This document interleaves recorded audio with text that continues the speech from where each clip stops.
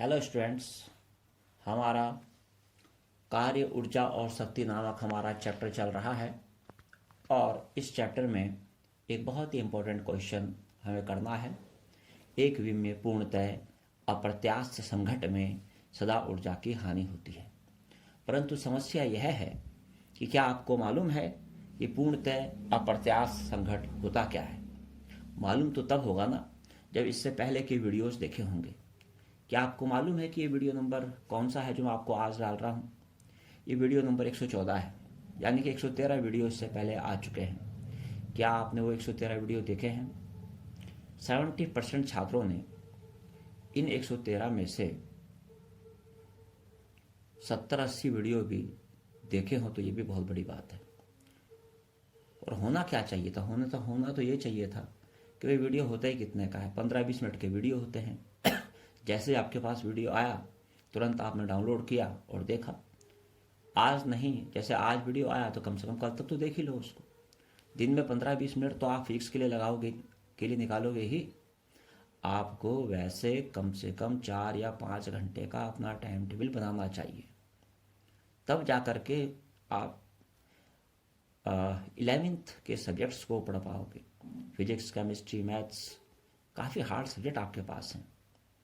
लेकिन आप अगर वीडियो को डाउनलोड करके उसे देखने के लिए 20 मिनट का समय ही नहीं निकाल पा रहे हो, तो फिर आप निशंत है ऐसा बाकी सब्जेक्ट के साथ भी कर रहे होंगे।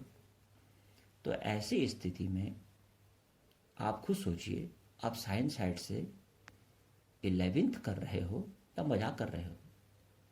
तो कृपया अगर आप इस वीडियो को डाउनलोड करें तो भाई इसके बाद वाली वीडियोस को अवश्य डाउनलोड करें, और इससे पहले वाली जो वीडियोस हों जो डाउनलोड हो सकती हों उन्हें भी डाउनलोड करके देखें भाई।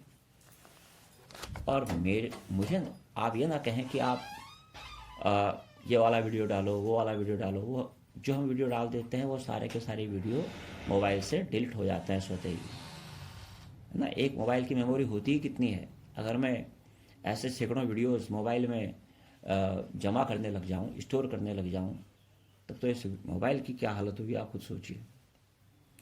ठीक है,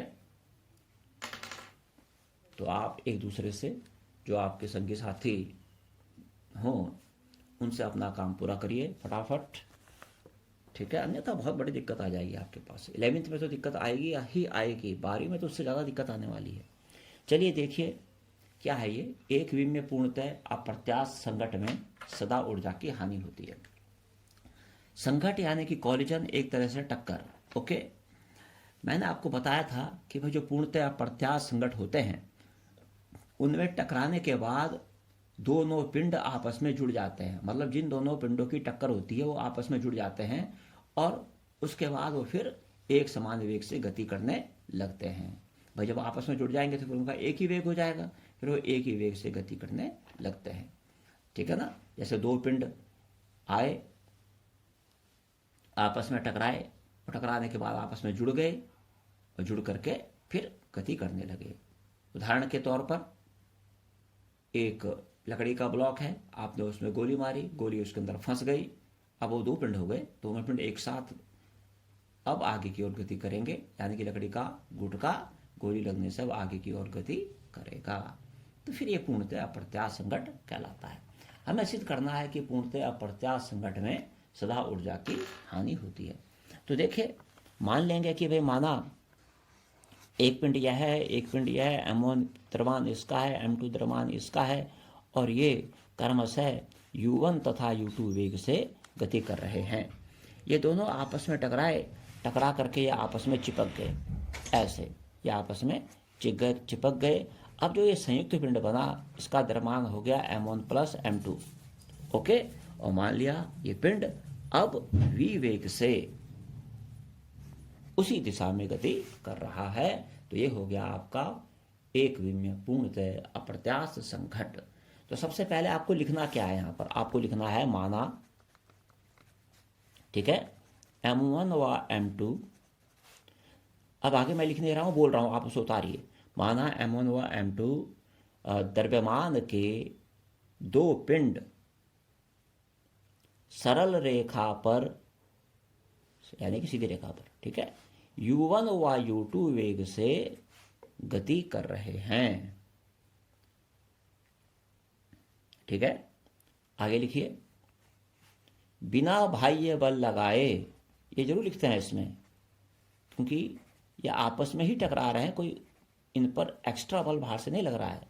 बिना बाह्य बल लगाए ये एक दूसरे से टकराते हैं और फिर माना संयुक्त पिंड v वेग से उसी दिशा में गति कर रहा है। इतना तो आपकी थ्योरी हो गई, ऐसा आप लिख लीजिए। ओके, अब मैंने आपको समझाया था कि पूर्णतः अप्रत्यास्थ संघट में सदा पिंडों का जो संवेग रहता है वो संरक्षित रहता है।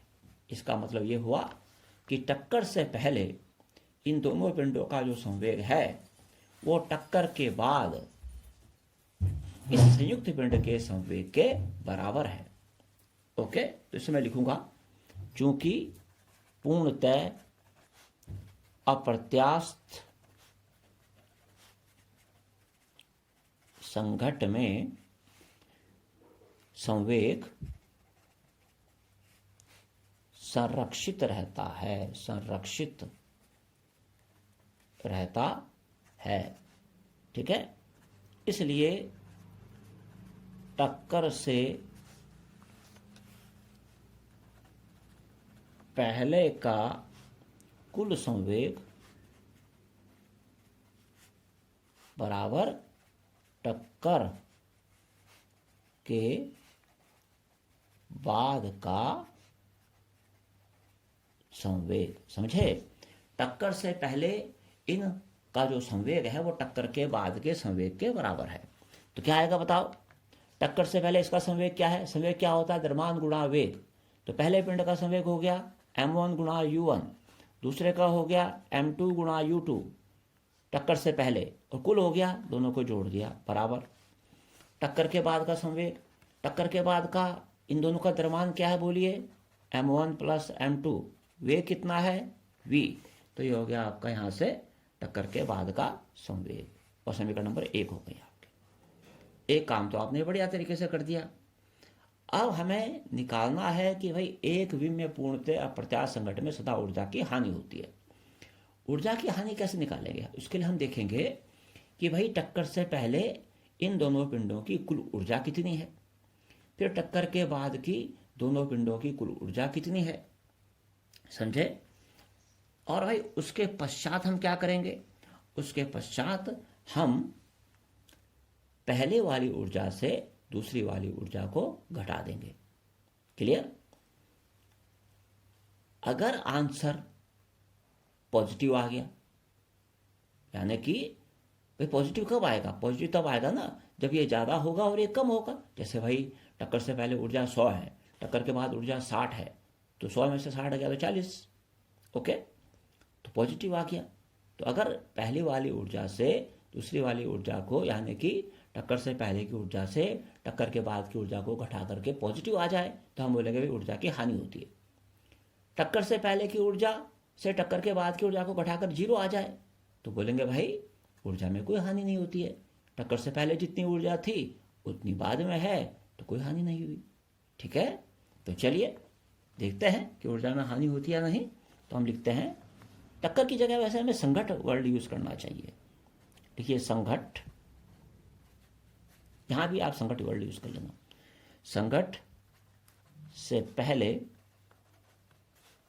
निकाय की, निकाय का मतलब ये पूरा सिस्टम जो बन गया दो पिंडों का, निकाय की कुल गतिज ऊर्जा।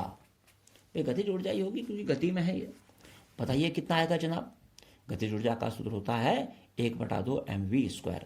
तो पहले वाले पिंड की गतिज ऊर्जा हो गई 1/2 m1 u1², दूसरे वाले की हो गई 1/2 m2 u2²। ओके, ये हो गई जी टक्कर से पहले की गतिज ऊर्जा। अब लिखते हैं टक्कर यानी कि संघट, कॉलिजन, संघट से, संघट के बाद निकाय की